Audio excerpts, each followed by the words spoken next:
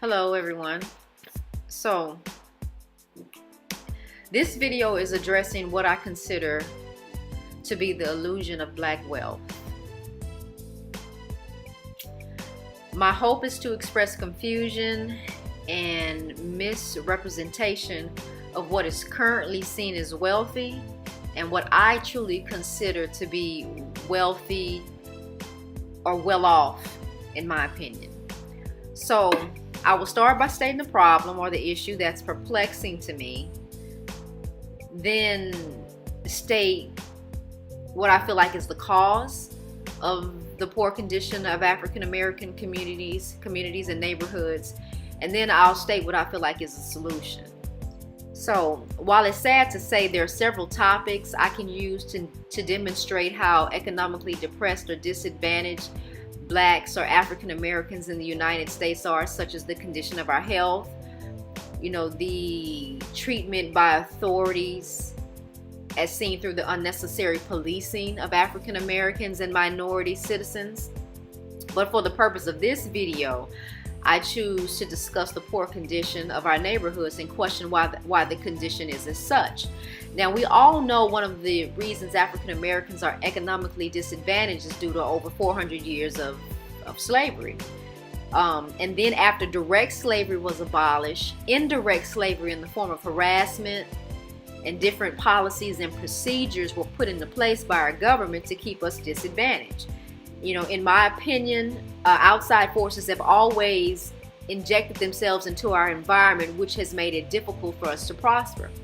And while some would say that this is untrue, all one must do is have just a little bit of knowledge about African American history, and you would know that what I'm saying is correct. So now just take a look at our communities upon passing through, and one is often presented with images as the one shown here in this slide. Images of dilapidated buildings, filth, and just overall neglect. And if the depressing condition of our neighborhoods is not enough, the people who live there are often add insult to injury. We're often presented with images of our youth, of young African Americans basically just roaming about due to the community not offering them any outlet for their young energy. Or we're confronted with images of older African Americans that appear to be homeless or almost homeless, basically just looking depressed or down and out and just tired of life. If you didn't know any better, you would think that the images that I'm showing you are from a third world country or from a lesser developed country, instead of being images in America, which is in the United States, which is supposed to be one of the most developed countries in the world. So why is it this way? When per recent reports, as well as from what I have observed as an African American, we are making more money and have access to more resources than we've had in a long time. And for the most part, this is correct. We have more African Americans graduating from college, earning degrees. We have more African Americans going on to secure jobs as doctors, engineers, and lawyers, or just graduating with degrees, period, which allow for steady streams of above average income. Additionally, outside of the regular blue collar, white collar jobs that we as African Americans hold down, we have our athletes, actors, rappers, and singers, and all sorts of entertainers, all of which sell us an image of them being wealthy or having access to money and resources. And so why do we feel as if entertainers are wealthy and have money? Well, it goes without saying that not only are Black entertainers basically walking advertisements, but Black people as a whole, in my opinion, are walking advertisements, because we're known for flashing and overspending our money on items which hold little to no wealth, just to sell an image. And granted, many do have access to, or many do have assets which equate wealth. But we know this only applies to a select few due to so many ending up broke or either in bankruptcy later on in life. So herein lies the cause of the problem. We spend money on everything imaginable with every other nationality except for other black people or African American establishments. And for the most part, I'm just reiterating what notable, financially responsible, financially literate, high profile African Americans have already been saying, which is that African Americans don't have true wealth and will never have true wealth or freedom or the respective other nationalities in their communities until we become stronger by circulating our black dollar back into black communities. Now, once again, it should be noted that African Americans are making money because we spend a lot of money.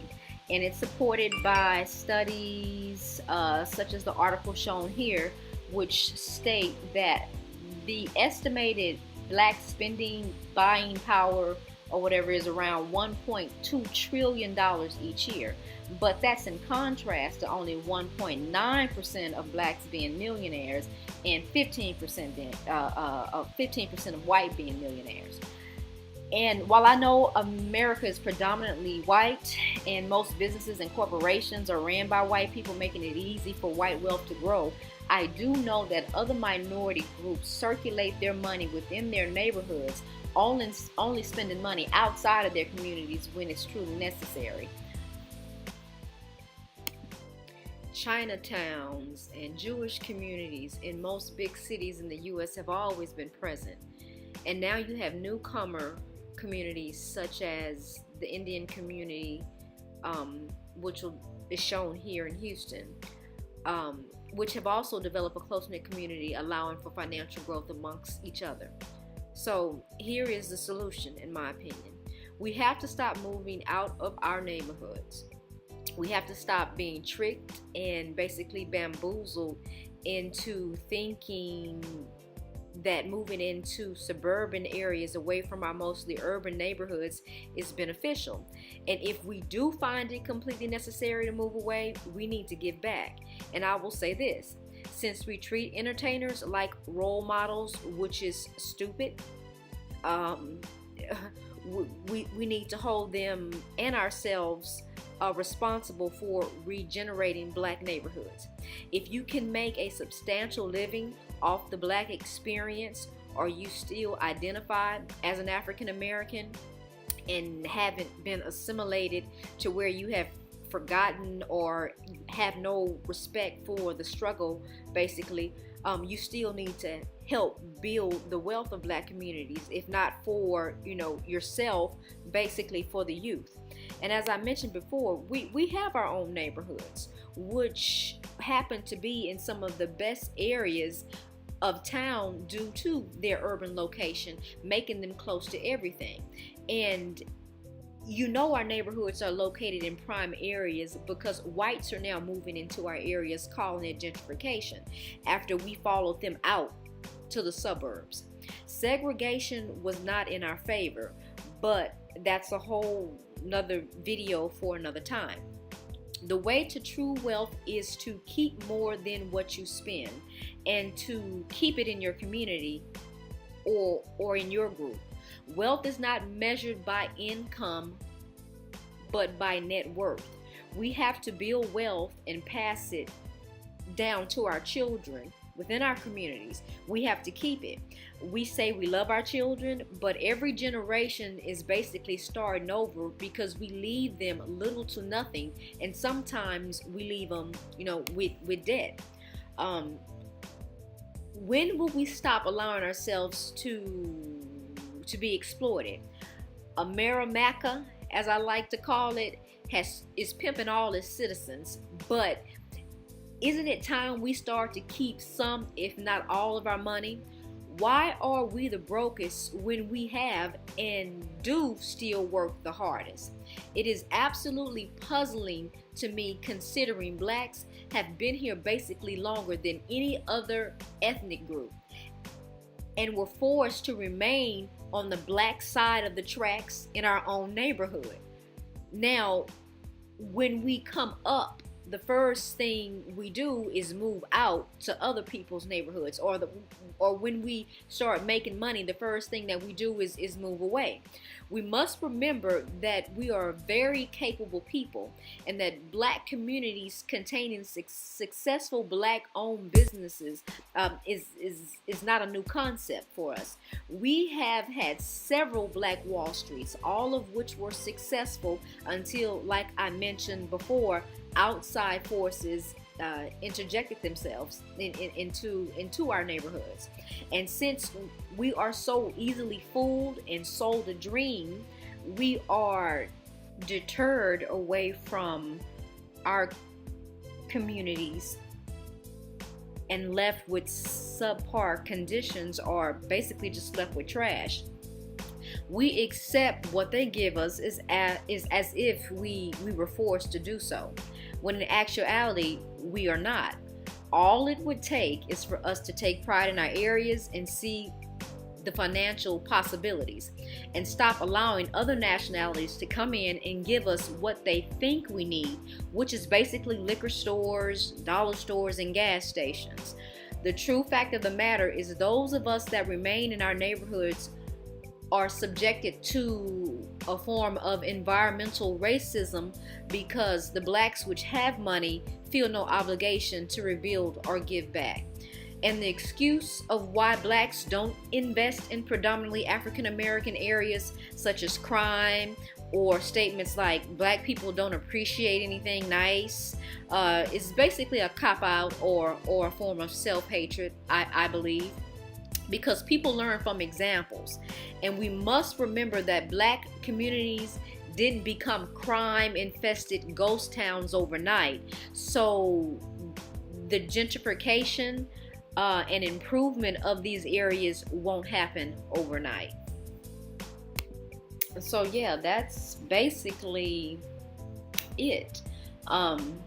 This is my first time using pictures or the little slideshow to help illustrate or describe what I'm talking about. And a lot of the pictures are just random stuff off the internet. I think in the near future I'm gonna actually start taking my own pictures. Just because the things that I pull off the internet I see every day, and it will be nice, just to have some original stuff. But and in the end here, I thought it was really cute to add the two little pictures of Wakanda. You see, I know that is far out, but you never know what the future may hold. And since I am, for lack of a better words, a space geek, or just a futuristic, what I like to consider a futuristic thinking person, it would be really nice to think that such a place like Wakanda can exist for black people, where black people have their own cities and communities that are extremely prosperous. So just I don't expect to get a lot of views or a lot of comments, but the few that I do, I would love to, I would hope that, they would be comments that'll just allow us to come together and kind of figure out what's the best way to go about, just open dialogue about how we can improve the African American experience here in America, because it is time for an improvement. So until next time, adios.